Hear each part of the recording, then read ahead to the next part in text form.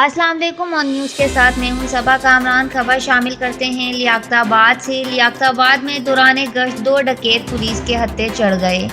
دونوں ڈکیت لوٹ مار کر کے فرار ہو رہے تھے۔ ڈکیتوں کے 2 ساتھی فرار ہونے میں کامیاب ہو گئے۔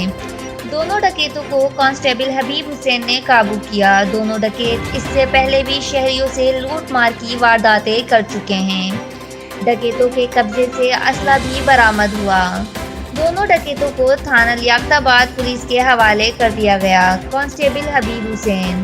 ایک دوسری خبر میں ایڈیشنل اسسٹنٹ کمشنر حبیب اللہ رنگ روڈ حیات آباد ٹول پلازا کے قریب گاڑیوں کا معائنہ کرتے ہوئے کورونا ضابطہ اخلاق پر عمل درآمد کو یقینی بنا رہے ہیں۔ سیفٹی ماسک استعمال نہ کرنے پر بیشتر گاڑی مالکان کو موقع پر جرمانہ کیا گیا۔ رپورٹ کر رہے ہیں کرائم رپورٹر راؤ رضوان احمد آن نیوز کراچی۔ لائک کریں، کمنٹ کریں، شیئر کریں اور بیل آئیکن کو پریس کرنا مت بھولیں۔ دیکھتے رہیے آن نیوز۔